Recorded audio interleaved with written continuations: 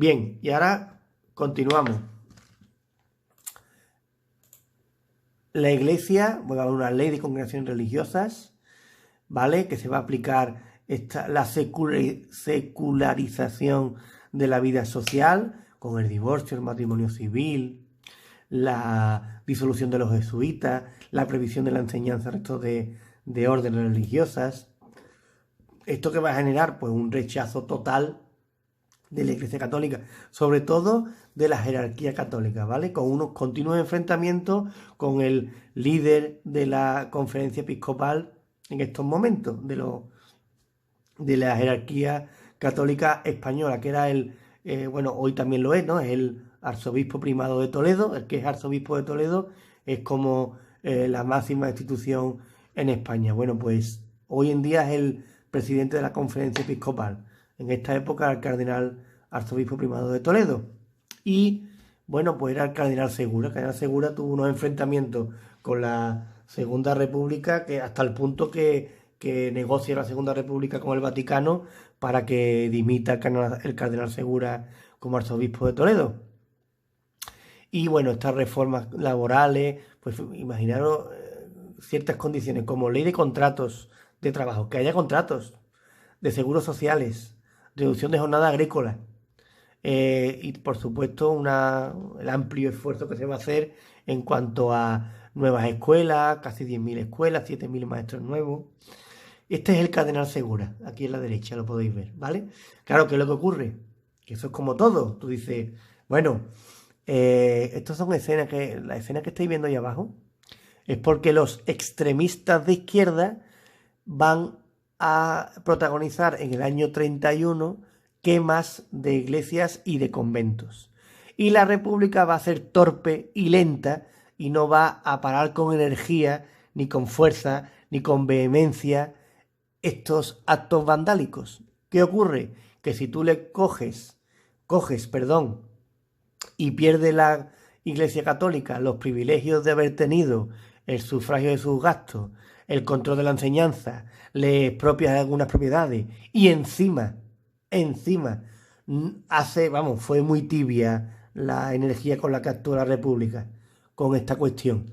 Pues la Iglesia se convierte en una víctima, porque es un error pensar que todos los republicanos son anticatólicos o anticlericales, porque una gran parte de la gente de izquierda, del PSOE, de los republicanos, son católicos. Os he dicho que estábamos en el año 31, que hay una cierta religiosidad muy profunda en esta etapa. Y hay muchísimos católicos. ¿Cómo era? Niceto Alcalá Zamora, presidente de la República, era hombre de misa diaria y era presidente de la República, ¿vale? Entonces tampoco es que la República fuera enemiga de la Iglesia, pero sí es cierto que si tú tienes unos privilegios y los pierdes, pues es normal que tú estés enfadado, que estés contrario. Y si encima no actúas cuando hay que actuar con fuerza, pues en pocos meses la gran primera oposición que va a tener la Segunda República será la Iglesia Católica. Aquí vemos algunas imágenes de estas misiones pedagógicas. Bueno, ahí podéis ver pues, estos niños con unas imágenes realmente como si estuviéramos en el tercer mundo. Más imágenes de mensajes de odio y quemas de iglesias. Aquí están la justicia para el pueblo por ladrones, porque se vincula la pobreza y la miseria que hay, que era muy importante, y se compara con la riqueza que tiene la iglesia en esta etapa, ¿no? Hay falta poner abajo los jesuitas.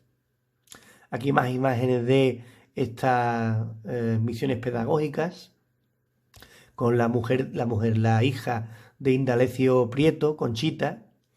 Más imágenes de misiones pedagógicas, realmente son maestros que van al ámbito rural a enseñar.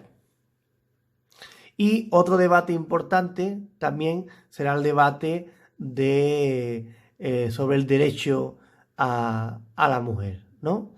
Bueno, pues este debate es un debate que no deja de ser también muy interesante, ¿vale? Y creo que aquí vamos a continuar en un momento. Bien, vamos a continuar en esta segunda parte de este análisis del bienio republicano-socialista. Estábamos hablando, lo dejamos hablando sobre el derecho del voto de las mujeres, pero se me olvidó comentar antes una cuestión con respecto al tema del enfrentamiento iglesia-estado, ¿vale?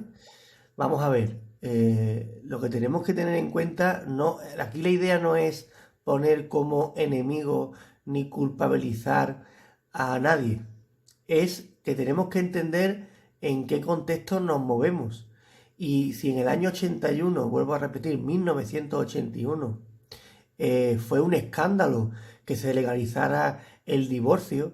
Si en el año 2005, creo recordar que solo viví yo de alumno en la universidad, cuando se legaliza el matrimonio entre homosexuales, hubo una polémica.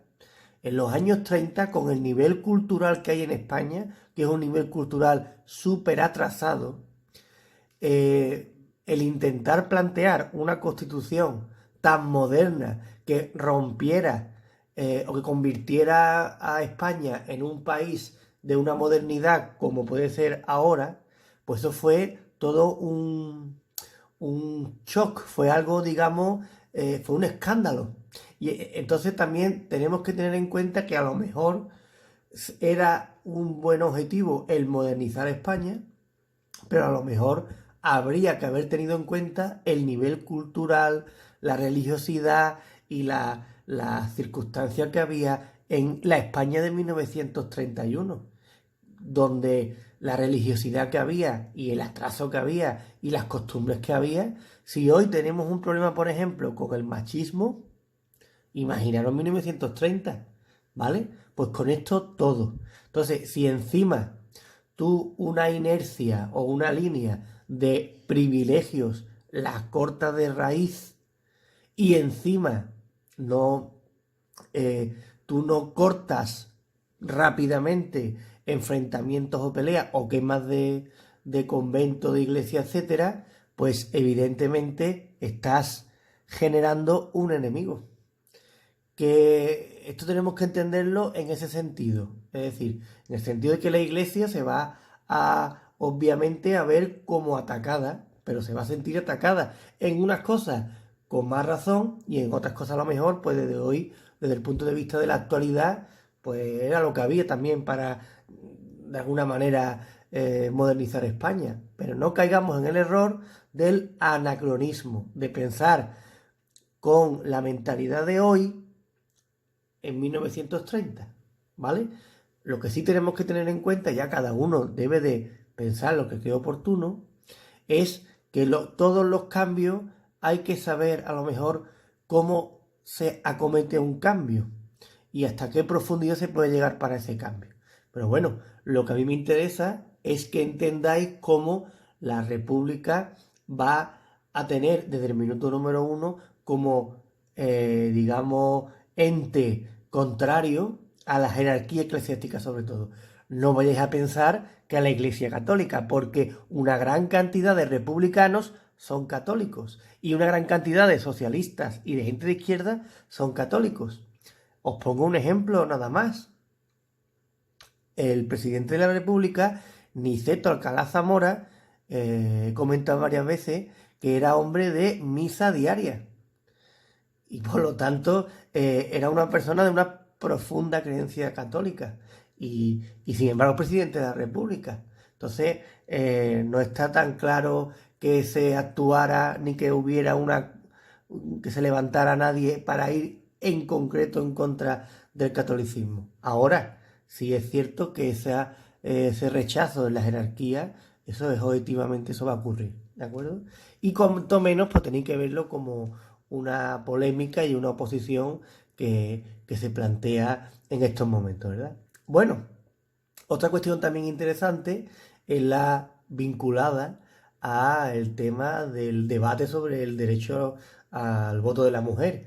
Bueno, es que de verdad, es que para que ustedes veáis en qué momento nos movemos. Hoy en día tenemos un debate sobre la igualdad, ¿no? Bueno, en estos años 30 el debate es si la mujer puede o no puede votar.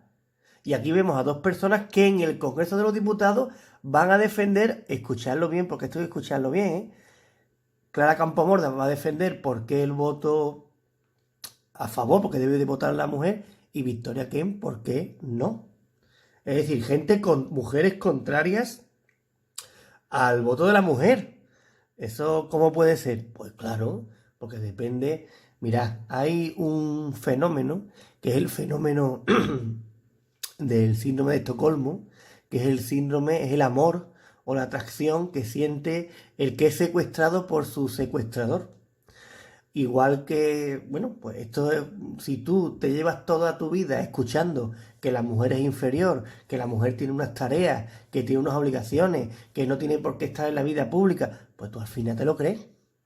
Y bueno, pues esto no hay que poner a la que fuera contraria de esta cuestión como un monstruo o una persona, no, sino es que es lo que había en 1930. Hoy ustedes os imagináis a alguna mujer, a la más conservadora que ustedes veáis o conozcáis en la actualidad para vosotros, ¿ustedes os imagináis que esa mujer va a defender que la mujer no pueda votar? Entonces, sí, lo que quiero es que comprendáis, pues, el panorama que teníamos en los años 30 y lo complejo que era si había debate porque la mujer pudiera votar o no, pues ya si vamos a hablar de la educación, quién la llevaba, quién no la llevaba, o si la iglesia tenía que ser sufragada o no por el Estado, o los matrimonios civiles, el divorcio, es que es un auténtico terremoto lo que se plantea con la Segunda República, ¿vale? O con esta medida reformadora que se originan en estos albores de la Segunda República. Este comienzo, este nacimiento de la Segunda República. Bien, hablando de las reformas en concreto, ¿vale? Vamos a hablar un poco de la reforma militar, que todas estas reformas vienen en el resumen que yo os suministro puntualmente, ¿no? Bueno, la idea de la reforma militar evidentemente lo que busca es que el poder civil someta al poder militar. Eso es el primer objetivo. El segundo es modernizar y democratizar al ejército. Y el tercero, que lo comentamos en la última clase, era el de reducir el número de oficiales, porque teníamos un problema como ejército que era el tener un ejército con más oficiales en proporción que de soldados, ¿de acuerdo? Entonces, aquí podemos ver la evolución del número de militares y del número de oficiales que tenemos aquí en los años, en el 31 y en el 32, veis cómo baja. ¿Y esto por qué? Pues porque van a ocurrir dos cuestiones. Se va a obligar, evidentemente, al ejército a que juren la Constitución del 31, y lo va a ocurrir, pero cae en un error Azaña, don Manuel Azaña, y es que se permite al militar que quisiera, perdón, a pasarse a la reserva, que eso es como jubilarse, cobrando el 100% del sueldo. Y además se le va a permitir el que tenga otro trabajo, otra especialidad, que fuera médico, que fuera abogado, ¿vale? Se le va a permitir ejercer su profesión. ¿Qué es lo que ocurre? Que él lo hace, perdón, él lo hace con la mentalidad, con el objetivo de que el que fuera, digamos, muy conservador, estilo los militares que habían promocionado en Marruecos, que le llaman los africanistas, como aquí, como Franco, Millán Astray. ¿Qué es lo que pensaba Azaña? Los que no quieran apoyar a la República se van a jubilar y van a pasar a la reserva. Y eso no va a ocurrir, ocurre lo contrario. Resulta que aquellos militares que tenían un segundo oficio, médicos, abogados, como he comentado, van a quitarse del medio, se van a pasar a la reserva, pues cobran el sueldo íntegro y van a ir a desarrollar su otra función. Entonces resulta que ustedes ahora vincular modernidad, mentalidad más abierta con formación, con estudios. Resulta que los militares más abiertos, más, digamos, preparados para la modernidad, que eran los que tenían formación, los abogados, los médicos, en vez de quedarse en el ejército, se van. ¿Quiénes se quedan en el ejército? Finalmente, lo contrario que quería Azaña, los que únicamente tenían como mérito el ejército y ningún otro. Por lo tanto, el ejército se vacía de potenciales defensores de un régimen que quiere modernizar España como la República y va a quedar concentrado en su oficialidad por gente que eran, digamos, los duros, la gente más cañera con respecto a los valores conservadores del ejército africanista y de los principios que al final serán contrarios a la República y después que conspirarán contra ella, ¿vale? Es decir, aquí mete la pata hasta el fondo la República y el señor Azaña. Y también lo hará cuando en el Frente Popular, cual veremos en otro momento más adelante, en la última parte del tema, se mandan a alejarse de Madrid a los generales en teoría menos adeptos a la República y más peligrosos a la causa, para la causa republicana, ¿no? Bien, otra reforma que será también muy polémica y que también, o polémica o muy famosa, mejor dicho, será la reforma agraria, ¿vale? La reforma agraria pues surge de una situación de injusticia, de miseria, de paro, de subempleo, de condiciones muy precarias de trabajo de los jornaleros, que era una masa muy amplia de trabajadores de una gran parte de España, sobre todo del centro y del sur de España, y el objetivo era, sobre todo, asentar a los campesinos en tierras que estuvieran mal explotadas o sin cultivar. Es decir, la idea que hay históricamente es la idea que defiende el precepto de la tierra para quien la trabaja. ¿Qué ocurre? Que no es que se plantee el quitar las tierras a los terratenientes, sino el quitar las tierras que no se utilizan. La idea es que claro, como los terratenientes tienen un nivel de vida muy elevado, pues no les hace falta cultivar todas las tierras. Entonces, hay tierras que o mal cultivan, o las abandonan, o no las cultivan ni siquiera. Esas tierras las podrían aprovechar trabajadores del campo y explotarlas ellos y beneficiarse de esa explotación, ¿vale? Esta es la idea de la redistribución de la riqueza. Algo muy vinculado a los sindicatos del campo, al movimiento obrero en el campo, etcétera, etcétera, ¿no? Yo recuerdo que yo también recuerdo que en los años 70, con la transición a democracia, pues también había una gran precariedad económica y este principio de la tierra para quien la trabaja era también típico de esa época, ¿vale? Entonces, aquí podemos ver en este gráfico, si los veis, donde está el azul oscuro mayor, coincide Extremadura, la zona de Andalucía, ¿vale? O la zona de Castilla-La Mancha, que es donde hay más bolsas de grandes propiedades, un mayor número de fincas y por tanto un mayor número de personas que trabajan en estas fincas y por tanto un mayor número de jornaleros, de braceros, ¿vale? Si veis arriba, aquí a la derecha, viene un diagrama por sectores de la actividad económica en 1931, que es un diagrama típico de vuelvo a repetirlo, aunque sea un poco pesado, de un estado tercermundista. Porque en un estado, si veis el diagrama de sectores de la actividad económica actual, estamos en una fase actual de terciarización de la economía, es decir, el sector económico fundamental es el sector terciario, el sector servicios. Sin embargo, aquí podemos ver un 45,51%, es decir, la mayoría de la actividad económica está en el sector primario. Algo que ocurre hoy, pues en los países con un menor índice de desarrollo humano. Ahí podemos ver otra vez esta idea de dónde se concentran las grandes propiedades, ¿vale? Aquí con este símbolo donde está la mayor cantidad, ahí se ve más claro, el color verde, ¿vale? Que este diagrama también lo utilizamos cuando trabajamos las desamortizaciones del siglo XIX, con Mendizábal y Madoz, esos dos personajes tan queridos por ustedes, ¿verdad? Bueno, pues claro, donde hay mayor latifundio es donde hay mayor masa de braceros, de jornaleros, eso es lógico. Y bueno, pues ahí podéis ver la zona de La Mancha, Extremadura y Castilla y León un poco, y sobre todo nuestra Andalucía nuestra Andalucía, ¿no?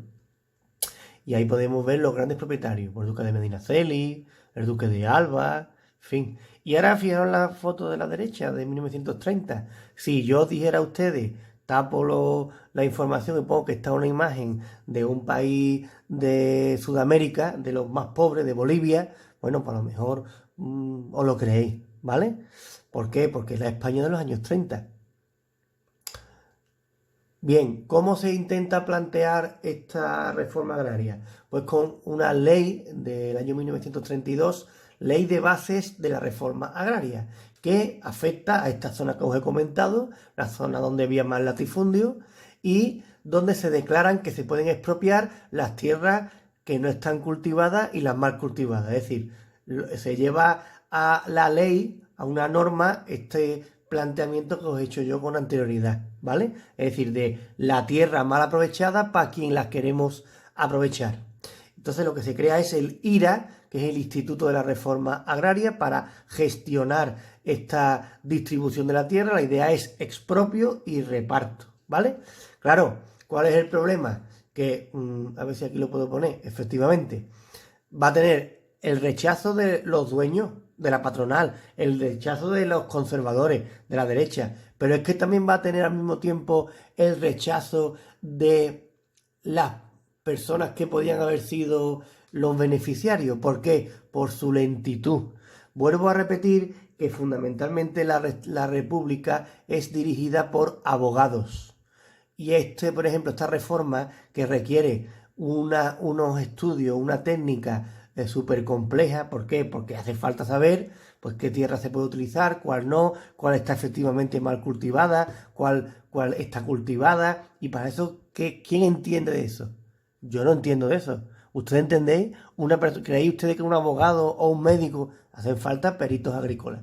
Y peritos agrícolas no lo hay en España. ¿Por qué? Porque tenemos un nivel educativo bajísimo y porque fundamentalmente carecemos de personal técnico. Entonces, ¿eso qué es lo que va a generar? Muy buenas ideas, muy buenos principios, cabreos de los que iban a perder esas propiedades y sobre todo lentitud en llevar a la práctica, por tanto cabreo de los supuestos beneficiarios que se creen que le están tomando el pelo, ¿no? Es como lo típico de unos por otros y la casa sin barrer, ¿no? Pues es como si de la República estuvieran tirando, perdón, por un lado los críticos porque son los que pierden las propiedades, por otro lado los beneficiarios porque están descontentos porque no va todo tan rápido como ellos quisieran, pues al final, ¿qué se rompe? Pues la República se va a romper, ¿vale? Bueno, aquí podemos ver con respecto a la conflictividad social, bueno, sí es cierto que el hecho de que haya una coalición de republicanos y de socialistas no va a frenar para nada la oposición al gobierno, que se puede entender que la oposición pues sean los, digamos, vinculados a la iglesia, a los patronos, a los propietarios, el Partido Radical, que hablaremos de él en la próxima clase, o, digamos, los partidarios de la línea revolucionaria que os he comentado dentro de la izquierda, los más extremos, pues también van a estar en contra del gobierno. Unos porque los van a plantear como incendiarios, como radicales, y otros porque los van a plantear como tibio, como lento, como frío, como traidores, ¿vale? Y la conflictividad social va a continuar. ¿Por qué? Porque España está totalmente en una situación de miseria y de pobreza espectacular. Entonces va a haber huelga, va a haber protestas y el orden público las fuerzas de orden público van a tener que actuar, ¿vale? ¿Qué ocurre? Perdón, que la actuación del orden público es lo que va a generar sobre todo una crítica mayor al gobierno, porque la oposición de los sectores que en teoría debían ir contra los intereses de los grupos que son perjudicados, entre comillas, por el gobierno, pues era entendible. Pero que además los beneficiados, supuestamente, también criticaran al gobierno, es lo que hace que el gobierno colapse, ¿vale? Entonces, aquí podéis ver una imagen de la afiliación sociopolítica de los campesinos y de los obreros en los años 30, en concreto en 1933. Bueno, ¿dónde hay más anarcosindicalismo? ¿Dónde hay más? Pues fijaros, ¿no? Ponen, ahí vemos UGT, socialistas, en lo que sería el norte y el centro de España, pero en las zonas, digamos, de Levante, de Cataluña y de Andalucía, Andalucía costera y el entorno de Sevilla, pues los anarcosindicalistas. ¿Por qué? Podemos pensar que el contexto industrial del Levante y Cataluña, ¿cómo puede parecerse al contexto, digamos, de Andalucía? Pues muy simple, porque el ámbito de funcionamiento sociológico de los obreros de la industria, aunque el contexto sea muy diferente a la industria que al campo, pues es muy similar de los jornaleros, ¿vale? Se reúnen en gran cantidad, tienen momentos como el descanso o cuando los esperan por la mañana para que los recojan, donde pueden hablar, en fin, una serie de circunstancias que sociológicamente, aunque el contexto sea muy diferente, pero van a tener éxito estas ideas porque va a haber muchas similitudes a la hora del trato de el dueño, el patrono con ellos, cómo conviven, cómo funcionan, etcétera, ¿vale? Bueno, y aquí os voy a poner algunas imágenes de, bueno, esas manifestaciones de descontento que os he comentado antes, que era fácil que hubiera porque había una gran marginalidad y una gran problemática, una gran miseria en la España del momento. Aquí estamos viendo manifestaciones de estudiantes. Aquí, por ejemplo, detenciones tras una huelga de mineros catalanes, ¿vale? Si yo tapara ese letrero que hay abajo, en vez de poner enero del 32 pusiera la Guerra Civil Española, pues os lo creíais, porque ahí hay las imágenes típicas de la Guardia Civil de la Guerra Civil Española, ¿vale? Pero es que la conflictividad existe. Aquí, por ejemplo, también es muy típico las usurpaciones de tierras. Hay supuestos o perfectamente beneficiarios de la reforma agraria que pretendía el gobierno, que como va lenta y, digamos, cae en el descrédito o en la desilusión por parte de esos beneficiarios, en teoría, pues directamente se toma la ley por su cuenta y sin ningún tipo de ley ni de norma, pues usurpan las tierras. Entonces los propietarios van a poder pedir ayuda a las fuerzas de orden público para que los echen. Y eso va a generar pues, una violencia, unos enfrentamientos, porque no creáis que la Guardia Civil en muchos casos va a ir pacificando, entre comillas, va a generar pues, enfrentamientos, peleas y muchas muertes. Esta, por ejemplo, es una imagen del 32 del juicio tras la sublevación campesina de la villa de Don Fadrique. Pero es que lo que va a desencadenar finalmente la dimisión de Azaña es otra similar muy grave, que ahora os enseñaré más adelante, en Casas Viejas, ¿no? En Benalú, Casas Viejas, este pueblo de Cádiz que está yendo de Jerez a Algeciras por la llamada Ruta del Toro. Pues ahora veremos algunas imágenes, ¿no? Pero otra cuestión de polémica. En 1932 se crea por primera vez el Estatuto de Cataluña y por tanto la Generalitat como gobierno regional y un parlamento propio y un presidente propio, que ahí podéis ver a Manuel Azaña, ¿vale? Que será vitoreado como una estrella cuando llegue a Barcelona.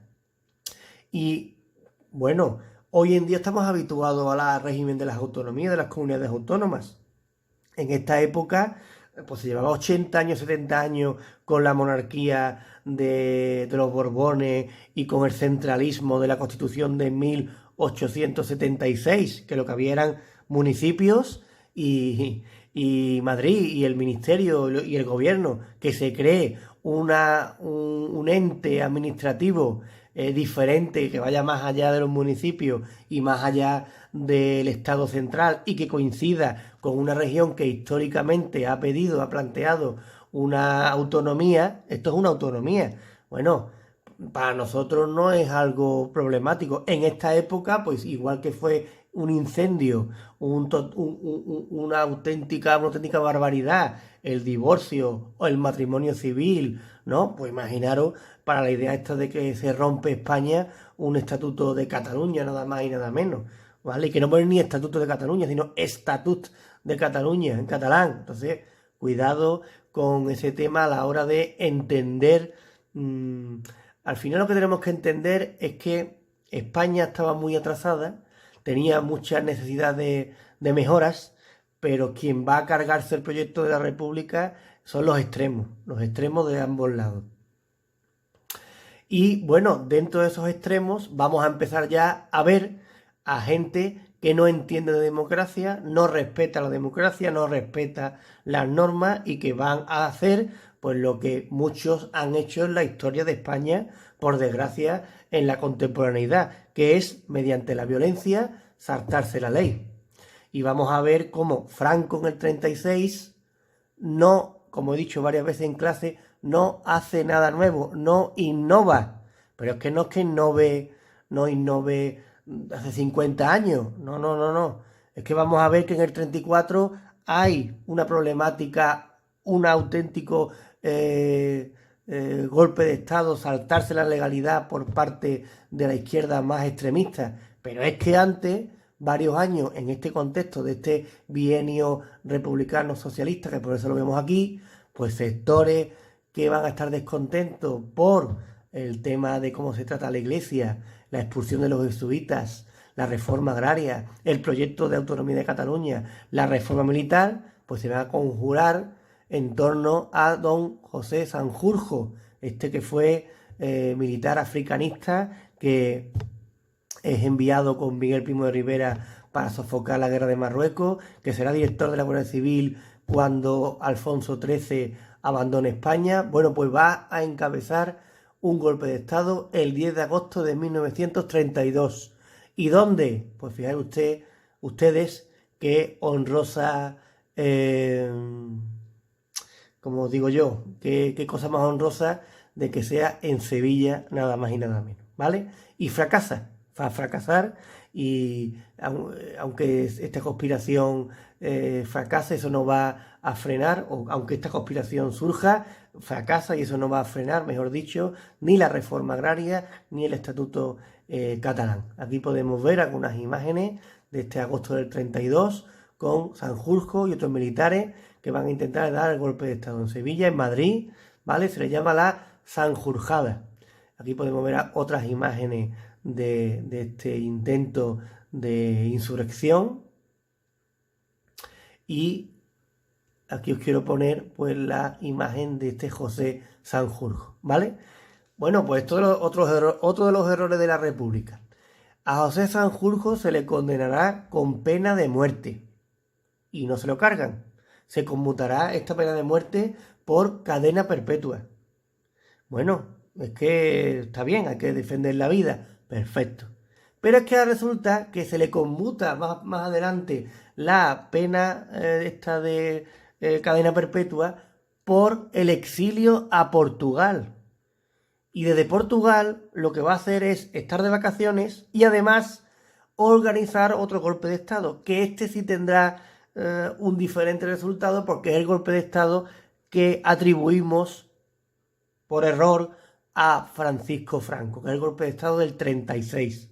Lo que pasa es que él no lo organiza desde dentro, lo organiza desde fuera. Pero el conspirador, el líder, será este caballero, el general Sanjurjo, ¿de acuerdo? Que ya veremos que misteriosamente en los primeros compases del golpe de Estado pues tiene un accidente de tráfico y fallece el hombre. Hay que ver qué casualidad, ¿no? Pero esto ocurre y es real. Muere al muy poco tiempo de establecerse el golpe de Estado del 36. Aquí este golpe fracasa, bueno, y lo que vamos a ver ya es como a principios del 33 se va a desencadenar la crisis definitiva que ya no va a poder soportar el gobierno de Manuel Azaña. En febrero del 33 se provocan los sucesos de Casas Viejas, Benalú Casas Viejas, ¿vale?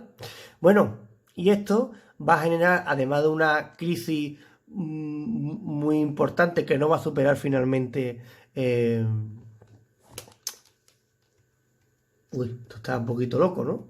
Que no va a superar finalmente Manuel Azaña. Se puede plantear cómo las derechas se organizan, ciertamente. Va a aparecer la CEDA. La CEDA significa Confederación Española de Derechas Autónomas, un partido que va a aglutinar a los sectores católicos, ¿vale? El partido más votado a continuación del grupo, digamos, de la derecha, de los grupos conservadores, y van a aparecer otros partidos como Renovación Española, vinculado, que va a aglutinar a los diferentes partidos o agrupaciones o sensibilidades monárquicas, capitaneado por José Calvo Sotelo, y un partido nuevo que estudiaremos el próximo día, Falange, que va a ser el partido fascista de España, fundado por el hijo de Miguel Primo de Rivera, José Antonio Primo de Rivera. Bueno, Azaña va a dimitir en el 33 y habrá unas elecciones en noviembre del 33 que nos llevará a una nueva etapa. ¿Qué genera esta nueva etapa? Pues que van a ganar las elecciones los partidos de centro-derecha. ¿Por qué motivo? Por el desgaste del gobierno, con toda la reforma que había cometido y en todos los charcos y las polémicas que se mete, por la desunión a la que van a acudir las izquierdas a las elecciones, porque por primera vez, esto lo veremos el próximo día, el voto femenino funciona por primera vez, es la primera vez en la historia, en noviembre del 33, que votan las mujeres, y resulta que a las mujeres votan mayoritariamente a los grupos más conservadores, los que habían estado en contra de que votaran, son las anomalías o las paradojas de la historia, y una elevada abstención de la izquierda, que ya empezamos a tener esos comportamientos típicos de la izquierda sociológica, de que cuando critica o no está de acuerdo con alguna medida, lo que hace es que se queda en casa, ¿no? Mientras que se ha planteado como históricamente los sectores conservadores son mucho más disciplinados a la hora de votar a sus partidos, sea como sea, porque prefieren a su partido, aunque lo esté haciendo mal, antes de que venga el supuesto rival ideológico, ¿no? Y quería enseñaros, antes de concluir, pues alguna que otra imagen más de este desastre de Benalú Casavieja. ¿Qué ocurre en Benalú? Bueno, pues en Benalú lo que ocurre es una usurpación más de tierra en torno a esta localidad de Benalup, Casavieja. ¿Qué ocurre? Que va la Guardia Civil y pues se encierran los usurpadores en una de las casas o en la casa de allí de las propiedades que se usurpan, y no se le ocurre otra cuestión a la Guardia Civil que meterle fuego a la casa.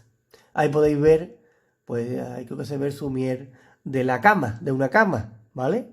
Hombre, evidentemente no solo hubo un incendio, también hubo un intercambio de disparos, un enfrentamiento, y aquí podéis ver todos los cadáveres, una imagen de muchos cadáveres que se suscitan con esta crisis de Casavieja. ¿Veis ahí abajo, en la parte inferior de la fotografía? Aquí se ve algo más, ¿no? Unos acribillados, otros asfixiados por el humo y otros directamente quemados. Y aquí podéis ver pues algunos de los detenidos que quedaron vivos. Entonces, evidentemente, fijaros esta imagen, ¿vale? Cómo estaba Casavieja en la época, ¿vale? Casavieja es una localidad como las Cabezas de San Juan, como Lebrija, como... Fijaros el suelo, lo que es la imagen, como realmente una realidad, vuelvo a repetirlo, tercermundista, ¿vale? Bueno, pues estas imágenes, cuando sean públicas en la prensa, es la que va a generar esa crisis de la cual pues ya el gobierno de Azaña no se va a levantar y dimitirá Azaña, y en las siguientes elecciones pues habrá un cambio de tendencia, y en estas elecciones, que aquí os enseño una imagen, ¿vale? En noviembre del 33 entramos en una nueva etapa. Voy a poner aquí que se vea mejor, ¿veis? Aquí hay un detalle nuevo, un detalle diferente. ¿Cuál creéis que es? Miradlo bien, ¿vale? ¿Qué hay novedoso en esa fila? Mujeres, porque es la primera vez en la historia que votan las mujeres, noviembre del 33. Entonces, fijaros qué España tenemos y qué país tenemos que no hace ni 100 años que las mujeres puedan votar. El resultado de estas elecciones lo trabajaremos el próximo día, porque ya es la historia de otra etapa que será, como veis arriba, el bienio radical cedista, bienio conservador o bienio rectificador. pero eso ya será otra historia, ¿vale? Bueno, pues nada, continuaremos. Hasta luego.